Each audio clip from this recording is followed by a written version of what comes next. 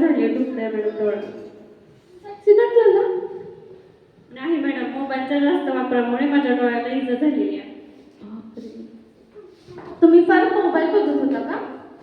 हो मॅडम, जास्त मोबाईल बघत होते, कार्टून बघत होते, यूट्यूब बघत होते. इथे इथे दुखते का? इथे? अरे बापरे.